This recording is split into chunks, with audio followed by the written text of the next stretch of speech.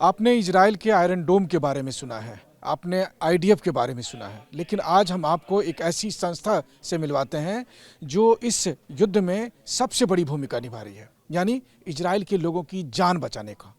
तो सबसे पहले स्वागत है आपका।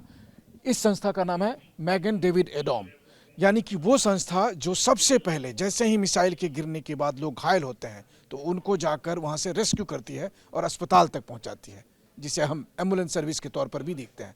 इस संस्था का एक काम एम्बुलेंस सर्विस प्रोवाइड करना है, इसके अलावा ब्लड बैंक और दूसरी सुविधाएं भी मुहैया कराती है। तो इस वक्त TV9 की टीम इजराइल में इस MDA के हेडक्वार्टर में मौजूद है, वहाँ पर जहाँ लगातार फ़ोन आ रहे हैं, वहाँ पर जहाँ किसी भी समय मिसाइल के अलर्ट होने के बाद तुरंत ही लोग एक्टिव हो जाते हैं और फिर वो इंतज़ार करते हैं अगले फ़ोन का। जैसे ही फ़ोन आया उसके तुरंत बाद ही एम्बुलेंस को डिस्पैच किया जाता है। तो कैसे ये काम करती है, इस पर बात करने के लिए MDA ऑफिसर आर्य मौजूद है। Hello sir, Manish from India. So nice to meet you. So like everyone is talking that how you guys are rescuing people, especially during this ongoing war situation. So would you please explain about your organization and then how do you work?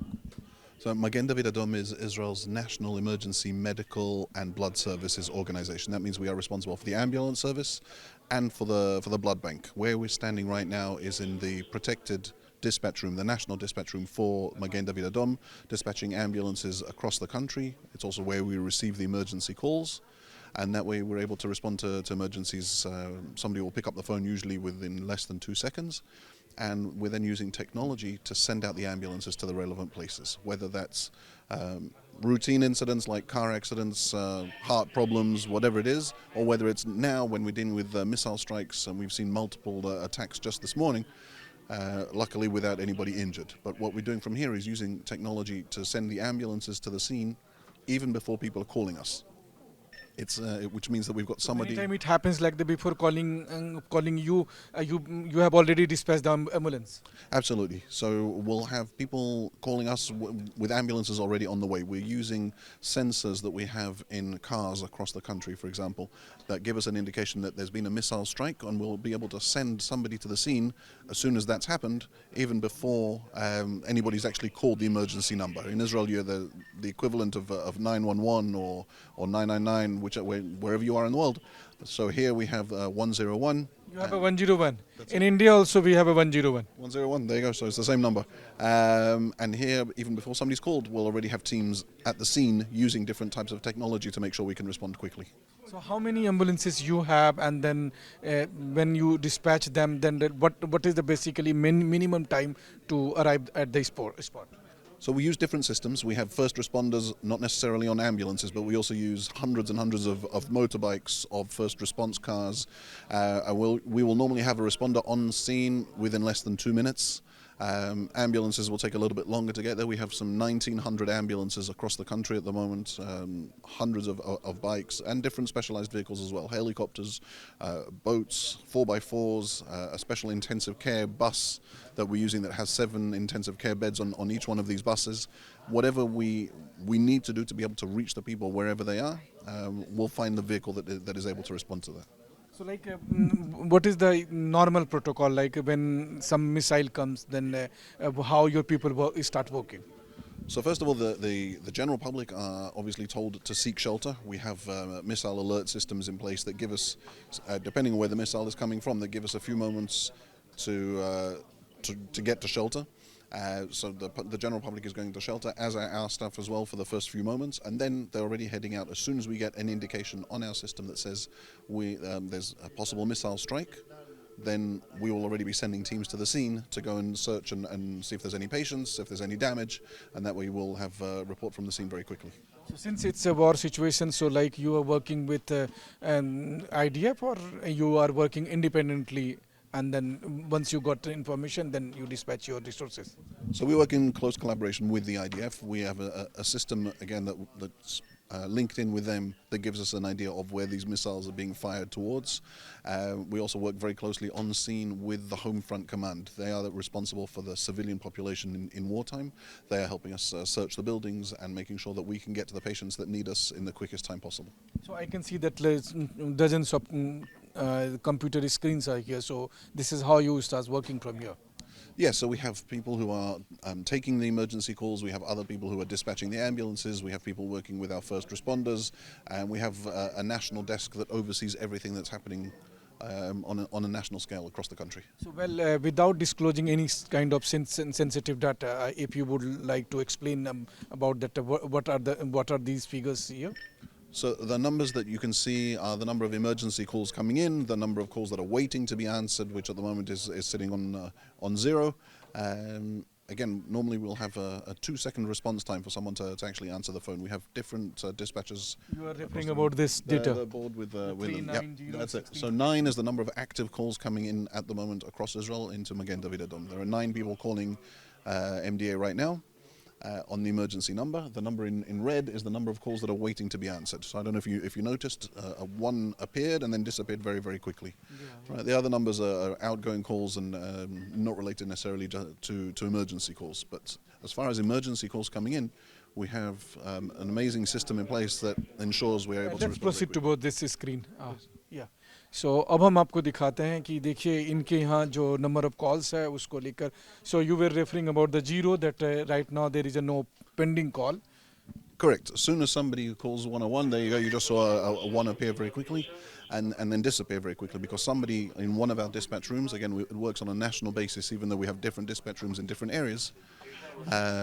We have somebody answering that call usually in a very, very short period of time, and they start giving information. The people who are answering the calls are trained EMTs or paramedics, so they have medical experience as well, and they use that experience to guide people over the phone to provide first aid. And in that time, whilst we're doing that, we're sending first responders in cars, in bikes, and we're sending an ambulance or an intensive care unit, different levels of response to make sure that every patient gets what they need. So recently I was in Dimona and Arad and I saw so many ambulances there, and the way your department was helping people because it was a very big number of people who were injured there. Right, so in Arad there was over 100 people who were injured. Again, we had teams on scene before anybody had even made an emergency call to Magen Adom. There's a system that we use where cars across this country, many new cars, have a system in place that if they're involved in an accident, it sends an automatic message to us.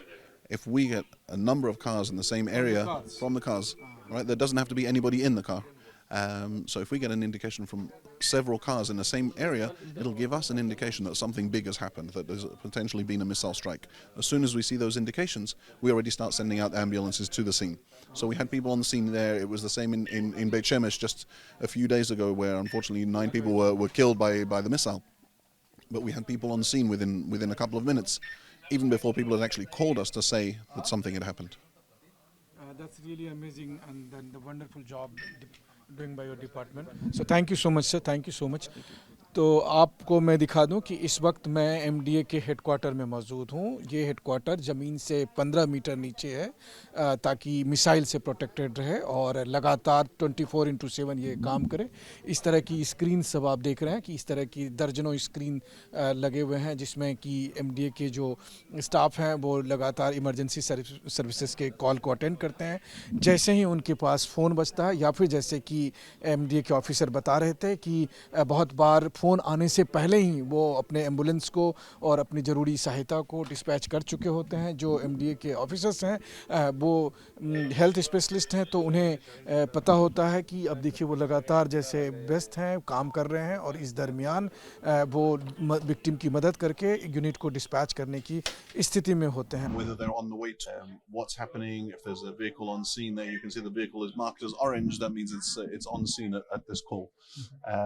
If we zoom in a little bit further, we can also see all of these hearts that are marked on the system are public defibrillators. So we have in these what we call smart stands, right? So that's that there. It's a locked cabinet with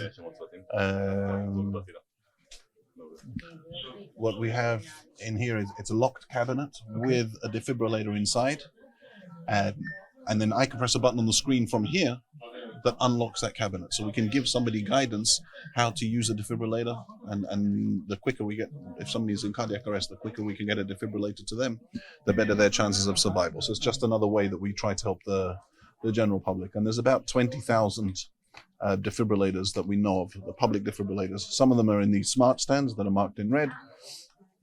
Some of them are just in people's private homes.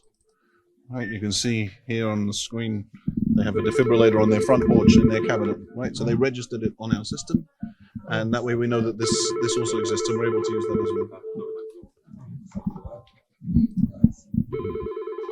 So that gives you an idea of how we use the system, how we use the technology.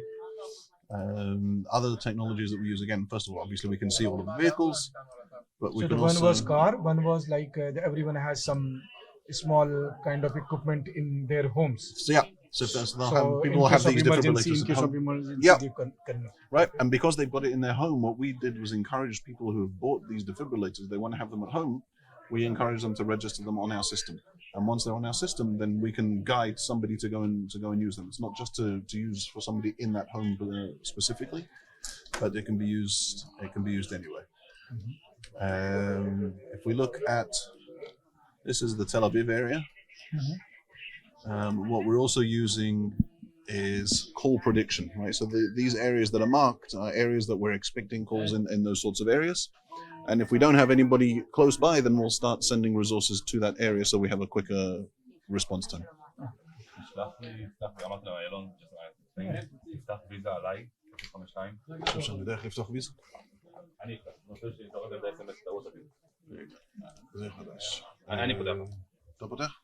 Okay.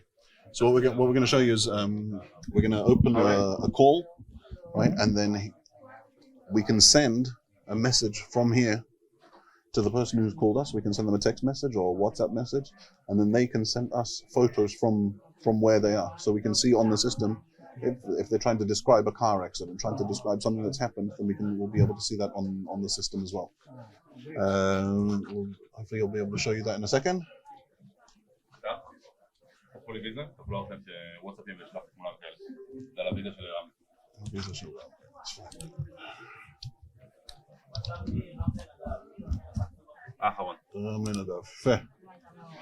Okay, so then here. Right, so I just did. Okay, and then what we'll do, we can see here, we'll be able to see, because this is the phone that the call was sent from, right? We can take a photo of, I don't know, take a photo of the cameraman. Right, and then I'll send it. And then it will appear on the screen in just a few seconds. We'll be able to see it. There you go, it's just coming up. It takes a few seconds to load. And then we can see live from the scene. No? It usually takes about 30 seconds for the image to come through, but then it gives us a much better idea of what's happening at the scene, because people can't always describe to us in the best detail their stress, their whatever else. So we ask them to send us a photo that can appear straight on our system. On WhatsApp or what? On WhatsApp. On WhatsApp. Just a regular WhatsApp. So you have a regular WhatsApp on 101? Yes. Yeah. So we integrate WhatsApp into the system. So I can send your number. Mine is Israel number, so it's easier. I can send you the location, the GPS location, so you hit the flag in the right spot.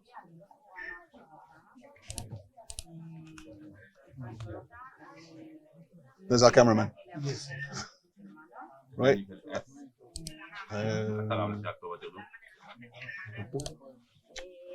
No? Okay, then the emergency calls come in. We can put in here, we can put in all of the information that we need, the address, the basic call. We can link in the police and the fire department. So we built what we call a virtual 911 system that includes them. So if we have a call that requires the police as well, it will automatically appear on their system at the same time. So during this period, like during this last 1 month, what was the most difficult task? Probably the incidents that we saw in Tel Aviv, in Beit Shemesh. These were first of all, they were a mass casualty. They were multi-casualty incidents. So Arad as well, that we have to send huge numbers of vehicles. But because every one of our emergency vehicles at the moment is manned, then it's I wouldn't say it's easy, but it's easier for us to respond to these sorts of events very, very quickly. And how much work you have amplified, like for last one month? And before that, like every day, how many ambulances you were supposed to take? So we would normally have between 350 and 400 ambulances on shift at any given time. We'll have a few people on standby, so we'll have an ambulance. They'll have an ambulance with them at home. What we've got at the moment is that every single emergency vehicle has somebody is manned at the moment all across the country. Okay. So that way we're able to respond much quicker to even to the big incidents that we've been seeing. Okay. So thank you so much.